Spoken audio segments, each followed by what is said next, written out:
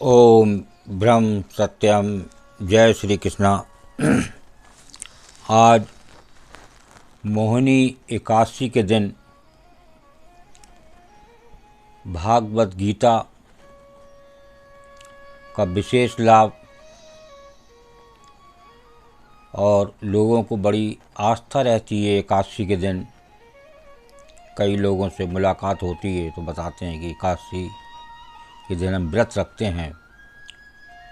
तो व्रत के दिन या वैसे भी एक मन से अगर ये भागवत गीता को सेवन करें तो बहुत ही लाभ और मन और चित्त प्रसन्न रहता है।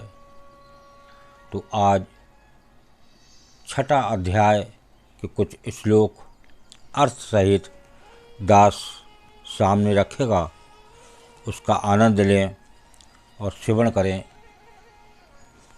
छठा अध्याय।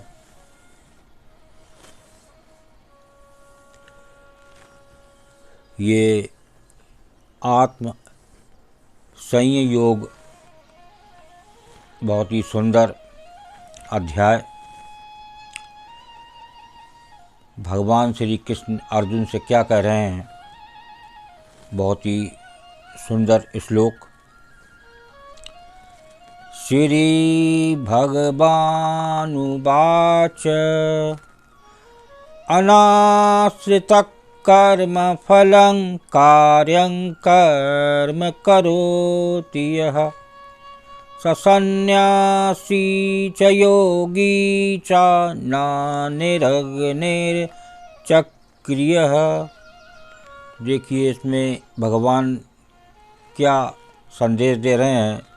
जो पुरुष कम कर्म फल का आश्रय ना लेकर करने योग्य कर्म करता है, जिसका फल का आश्रय ना हो,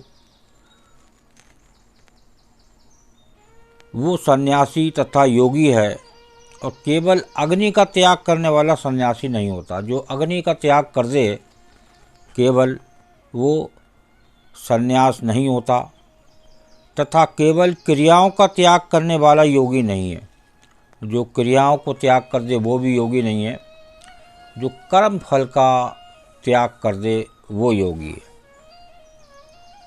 दूसरे श्लोक को श्रवण करते हैं।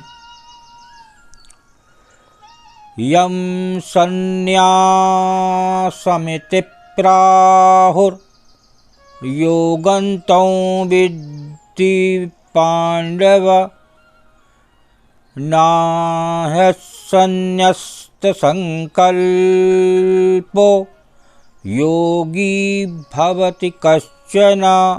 ये दूसरा श्लोक है।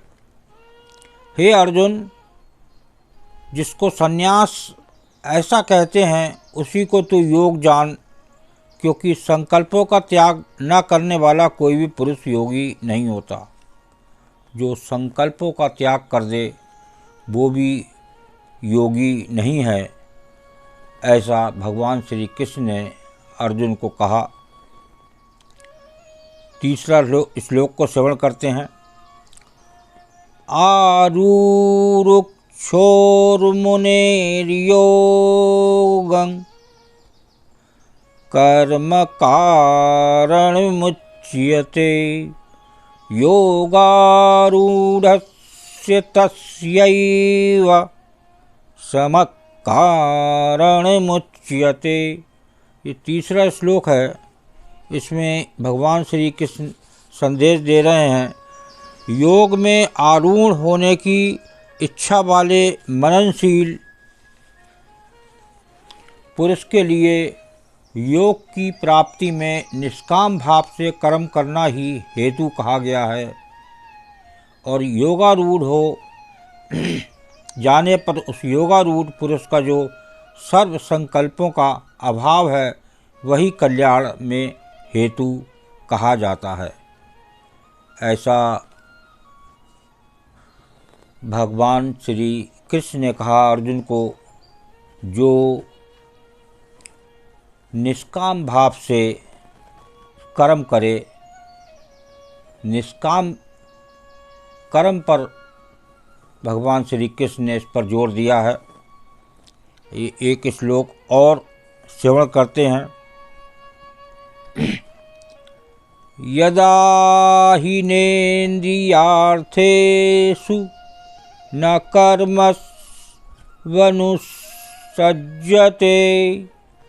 सर्वसंकल्पसन्न्यासी योगारूढ़स्तदोच्यते। ये चौथा श्लोक है। जिस काल में ना तो इंद्रियों के भोगों में और ना कर्मों में ही आसक्त होता है, उस काल में सर्व संकल्पों का त्यागी पुरुष योगारूढ़ कहा जाता है। इसमें भगवान श्री कृष्ण इंद्रियों के बारे में बता रहे हैं कि जिस काल में ना तो इंद्रियों के भोगों में और न कर्मों में ही आसक्त होता है, उस काल में सर्व संकल्पों का त्यागी पुरुष योगारूढ़ कहा जाता है। तो इसमें इंद्रियों के भोग के लिए बताया और कर्मों के बारे में आसक्त होता है, ऐसी स्थिति के बारे में भगवान श्री कृष्ण ने कहा। लास्ट में एक श्लोक और श्रवण करते हैं।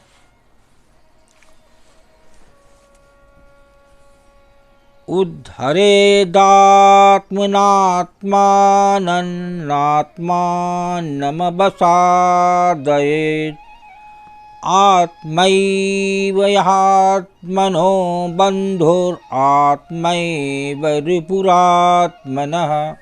ये 5वां श्लोक है। अपने द्वारा अपना संसार समुद्र से उद्धार करें और अपने को अधोगति में न डालें, क्योंकि ये मनुष्य आप ही तो अपना मित्र है और आप ही अपना शत्रु है। देखिए, खास बात इसमें बता रहे हैं, ये मनुष्य आप ही तो अपना मित्र है और आप ही अपना शत्रु है। ये जो मित्र है वो मनुष्य कि मैं शरीर हूँ, ये कहकर वो अपना जीवन यापन करता है, लेकिन ये हर सांस बता रहे हैं मैं जीव हूँ। तो ईश्वर अंश जीव अविनाशी, जीव भी अविनाशी है। ये शरीर की क्षति होती है और तुरंत ही अपनी जो इच्छा होती है लास्ट, उसी के अनुसार उसको दूसरा जन्म प्रभु देते हैं। जितनी मेहनत इस अपने काल में कर ली, उतना ही उसके आगे का उसे फिर मौका दिया जाता है। इसलिए जितनी तैयारी आप इस जन्म में कर लेंगे, वो अगला प्रारब्ध आपका तैयार होगा। और जो आज करंट इस काल में जो जीवन यापन हो रहा है, वो पुराने प्रारब्ध के अनुसार हो रहा है। तो ये भगवान श्री कृष्ण की बात को अगर आप मानेंगे और इसको मन से सुनेंगे, तो मोहिनी एकादशी के दिन आपको विशेष लाभ, विशेष चमत्कार कोई रोकने वाला नहीं है। भगवान श्री कृष्ण ने अर्जुन को बड़ा अच्छा ढंग से समझाया और अर्जुन को बात समझ में तो आई, लेकिन थोड़ा देर से आई। ओम ब्रह्म सत्यम सर्वधार। जय श्री कृष्ण।